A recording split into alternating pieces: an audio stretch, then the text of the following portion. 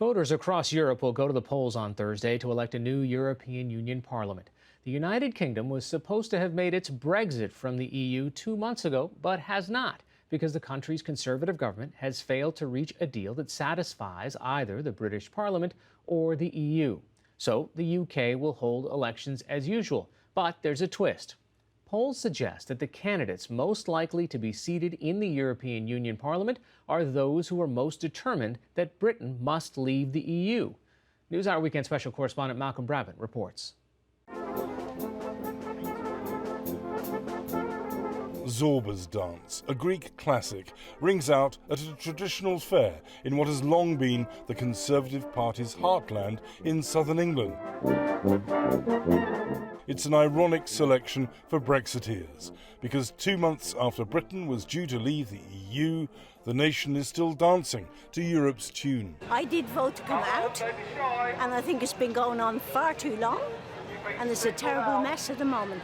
A shambles. It's a bit embarrassing, really. Representation of Britain and our politics. They should have taken Britain at its word when we voted to leave. We have been betrayed. That is why I set up the Brexit Party. It's why we're going to fight the European elections on May the 23rd. And that is just the beginning of what is needed in this country. Please welcome to the stage, Nigel Farage. Nigel Farage formerly led the UK Independence Party, the driving force behind the 2016 Brexit referendum. He's trying to convince voters in Featherstone, a gritty town 200 miles north of London, to return him to the EU Parliament, an institution he holds in contempt. Generally, the Brits are very placid, very slow to anger, but right at the minute, they're angry because they're democracy. And think about this. We've had a continuous parliament for 800 years. It's called the mother of parliaments. We've spread this model of democracy to the rest of the world, and yet it's here that that's being betrayed. Featherstone used to be rock-solid Labour Party territory. Like many former Labour strongholds across Britain, this region voted overwhelmingly in favour of Brexit. And let's make a big noise that they hear down in Westminster. What do we want? Brexit! When do we want it? Now! Allowing them to dictate the terms of our trade deals is not leaving. Anne Widdecombe, a former prisons minister and Conservative Party veteran, is another Brexit Party candidate. She believes victory for the new party will help to ensure that Britain leaves the EU. I think it's very important that when people look at the British delegation in the European Parliament, they see a phalanx of people determined to leave. That is very important because I think there's a very misinformed view in Brussels and Strasbourg, but there's a very misinformed view that somehow we're not very serious about it, that Britain doesn't really want to leave. Well, that may be true of some of our leading politicians, but it's not true of the British people. Our message is that no longer are we prepared to see our great nation humiliated in front of the rest of the world. It's time we stood up, stood tall, proud of who we are and able to start forging our own fresh relationships around the world. And we're going to fight on through May the 23rd and on to make this a better, more democratic nation. Thank you. They have totally betrayed us. 17.4 million people are betrayed by the government. Up north, we don't seem to matter. I don't know what my father would think if he was still here, because he was an avid Labour supporter all his life.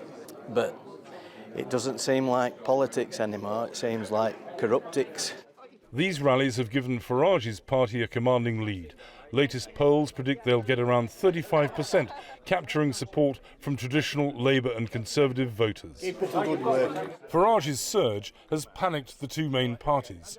But is this a temporary or permanent shift?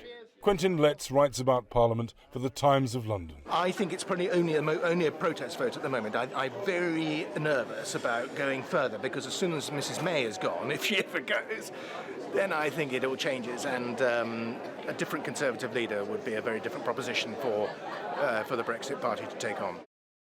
Many opponents despise Farage for this anti-immigrant poster from 2016, depicting droves of migrants heading towards Western Europe.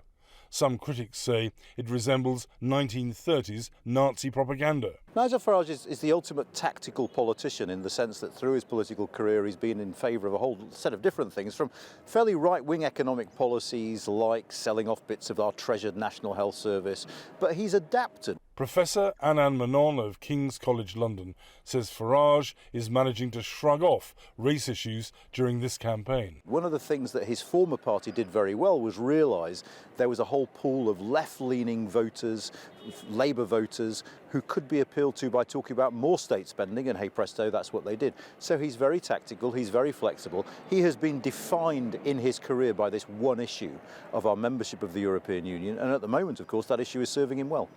Normally in Britain, elections for the European Parliament aren't significant at all, largely because of voter apathy. At the last round 5 years ago, the turnout was less than 37%. But this time, passions are running high because of the failure of Prime Minister Theresa May's Conservative government to deliver Brexit. And if, as the polls predict, the Conservatives are humiliated at the ballot box, then Theresa May could finally lose her grip on power.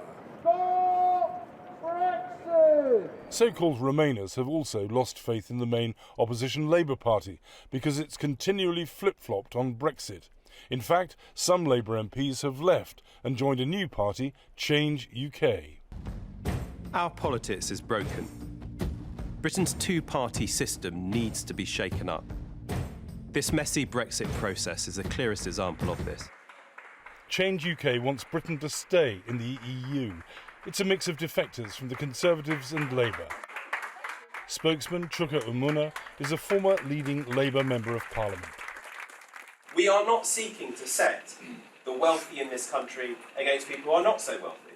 We are not trying to seek to set the people in this region against people in London or in any other region. We are not seeking to set different ethnicities, nationalities and religions against each other, because we know, ultimately, you will not do anything but fail. We aren't fighting for ourselves, and certainly my generation, we're fighting for the futures of our children and for our grandchildren. Former Cabinet Minister Anna Soubry is a Conservative defector to Change UK and one of the most vocal opponents of Brexit. She accuses the Conservatives of turning further to the right and Labour of becoming socialist extremists. The majority of people in our country, frankly, find that nobody genuinely and absolutely represents them. And this is about trying to do things differently. It's also giving people who occupy that sensible, moderate, centrist but progressive ground a place to come and join us and to change British politics. But Change UK is floundering in the polls. Nigel Farage says this is indicative of dissatisfaction with mainstream politicians. I think that we're seeing a sea change in politics across the entire Western world, and I think that's the big pattern we've seen with Brexit, with Trump in America, with the wholesale change in Italy, and I think we're now at a point where the two-party structure in Britain is under threat in a way it's not been since the end of the First World War. Back in southern England at the May Fair, local Mayor Chris Funnell is bracing himself for the impact that this wrecking ball of an election will have on his Conservative Party. I think we've proven over time that we do adapt. This is one that's going to go down in history, where we're going to have to prove that we can adapt to one of the biggest changes that we've ever seen.